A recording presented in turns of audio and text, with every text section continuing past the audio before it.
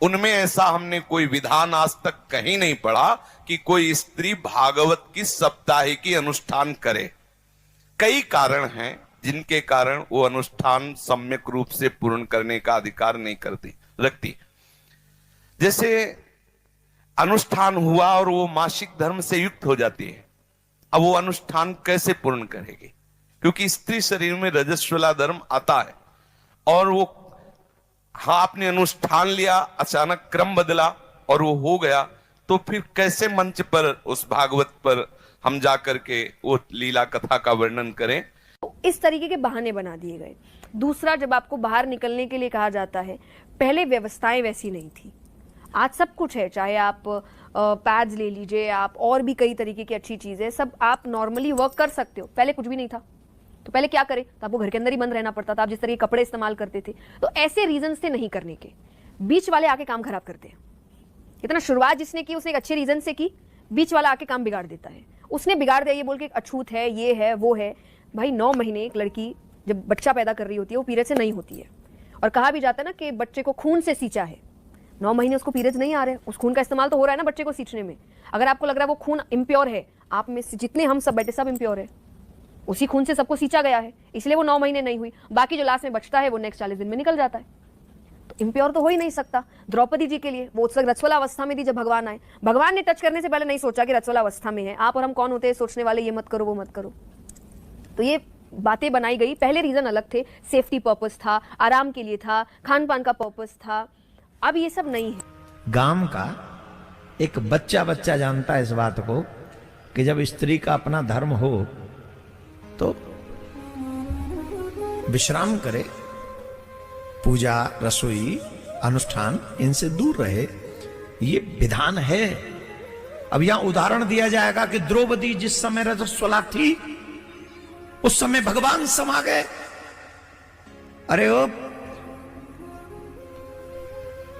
क्या स्थिति थी द्रौपदी की उस समय? उसकी साड़ी उतारी जा रही तो भगवान ये सोचेंगे रजस्वला है, तुम्हारी कौन साड़ी उतार रहा है इस टाइम? उस समय द्रौपदी की जो कंडीशन है, भगवान है वो तुम्हारी तरह मेरी तरह नहीं है।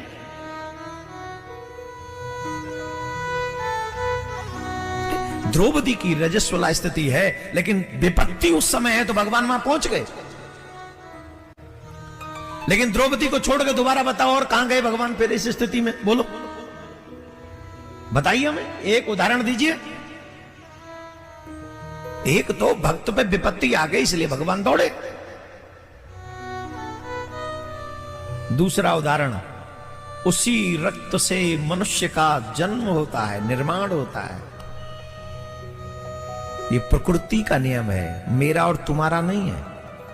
जिस प्रकृति ने उस रक्त से मनुष्य का निर्माण किया है, उसी प्रकृति ने ये हमको कहा है, डोंट डू दिस। उसी पुराण, वही धर्म का ये आज्ञा है, स्पेशली आज्ञा है कि आप रसोई में नहीं जा सकते उन दिनों में, आप पूजा में नहीं जा सकते उन दिनों में। आज अगर हम इस व्यासपीठ पर बैठकर गलत विचारों को हम व्यक्त करेंगे तो आने वाली पीढ़ी धर्म से दूर हो जाएगी और धर्म को अधर्म को धर्म समझ के अधर्म करने लग जाएगी। ये हमारी जिम्मेदारी है। हमें शास्त्रों का पूरा ज्ञान होना चाहिए। आजकल ये तमाम क्वेश्चन आंसर होते और हम उल्टा सीधा कोई भी जवाब देते हैं। अगर आंसर न मालूम हो तो चुप रहो, लेकिन अधर्म को धर्म बना के साबित मत करो। इससे बहुत बड़ा फर्क पड़ेगा। आने वाली पीढ़ी समझेगी कि जब ऐसे धर्माचार्य ऐसा बोल रहे हैं तो यही सच होगा। और आपस में बैठकर चर्चा करना तो हमने सुना है, जैसे आनंदमयी माता, उड़िया बाबा और भी संतों के बीच में बैठकर भगवत चर्चा परस्पर हो रही है, सभा लगी हुई है और चर्चा घंटे 2 घंटे भगवत चर्चा हो रही, उसका तो प्रमाण मिलता है। शास्त्रों में आता है याज्ञवल्क्य से गार्गी जी प्रश्न उत्तर कर रहे हैं, चर्चा कर रहे हैं, ऐसा तो पाया गया है। लेकिन अनुष्ठान का अभी तक हमें पता नहीं। अगर कहीं हो तो हम मानने के लिए भी तैयार हैं, क्योंकि निगम अनुशासन के अंतर्गत सब हैं। अगर कहीं शास्त्र में है और हमने नहीं पढ़ा, कोई हम सर्वज्ञ तो है नहीं, जितना हमें ठाकुर जी ने ज्ञान दिया उतना ही हम जानते, जितना जनाया उतना ही जान पाते। अगर कोई ऐसा शास्त्र है जिसे हमने नहीं पढ़ा और उसमें अनुमति दी जाती है, तो अभी तक हमने ऐसा पढ़ा नहीं है और ऐसा हमने कभी गुरुजनों से सुना भी नहीं है। इसलिए मुझे ऐसा लगता है कि माताओं बहनों को भागवत का साप्ताहिक अनुष्ठान नहीं करना चाहिए। चर्चा करने का तो अधिकार है, भगवत लीला गुणानुवाद का अधिकार है। हम जैसे अपने लोग चर्चा कर रहे हैं ऐसे वो बैठ के चर्चा कर सकते हैं, संत सभा में बैठकर भगवत यश गान कर, लेकिन अनुष्ठान साप्ताहिकी का निषेध है। ऐसा हमने शास्त्रों में कहीं नहीं प्रमाण पाया कि कोई भी स्त्री शरीरधारी मंच पर बैठकर साप्ताहिकी का अनुष्ठान करे। अब उसका परिणाम क्या होता है ये तो सर्वज्ञ भगवान जाने।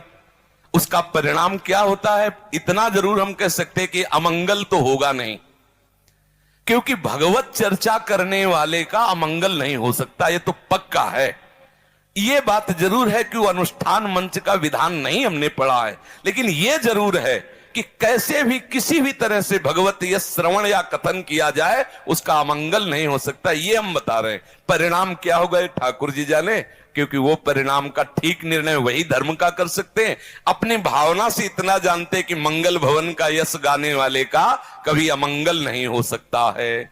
हाँ, ये नहीं करना चाहिए ऐसा शास्त्र में प्रमाण है कि इन कई कारण हैं ऐसे जिससे वो अनुष्ठान नहीं किया जा सकता। अगर कोई ऐसा हमें प्रमाण दिखा दे तो हमें उसमें कोई परेशानी नहीं। आपने प्रश्न किया, इसलिए शास्त्रीय विधान ऐसा है कि स्त्री साप्ताहिकी भागवत का अनुष्ठान नहीं कर सकती। तात्पर्य मासिक धर्म में, शौच में नहीं। अगर आप लेटरिन गए हैं तो आपको पवित्र होना है, उस समय नाम जप करो राधा वल्लभ श्री हरिवंश। कपड़े पवित्र, शरीर पवित्र, तब। अब जैसे मासिक धर्म में माताएं बहनें कई दिन का होता है तो पवित्र कपड़े आदि पहने हुए हैं, अंदर ही अंदर जप सकती, बाहर कोई माला से या ठाकुर सेवा आदि के लिए 3 दिन तो निषेध ही रहता है। तो अगर आपका तात्पर्य मासिक धर्म से है तो कर सकती हैं, अगर आपका तात्पर्य लेटरिन आदि की अपवित्रता से है तो नहीं कर सकते। उस समय नाम जप करो, 15-20 मिनट नाम जप करते हुए अपना जो दिनचर्या में शौच आदि की पवित्रता है उतने ही वस्त्र पहनो जितने धो सकते हो। बाथरूम में तो ऐसी व्यवस्थाएं होती है कि पर्सनल होता है, आप बंद करके वैसे फिर पवित्र होके फिर वस्त्र धारण करो, बाहर आ जाओ। जब आपका मासिक धर्म आए उस समय भी आप भगवान को स्पर्श नहीं करना, पर भगवान का नाम तो जपते ही रहना है। नाम निरंतर भाव से जपते रहना, मानसिक पूजा भी कर सकते हैं। इनमें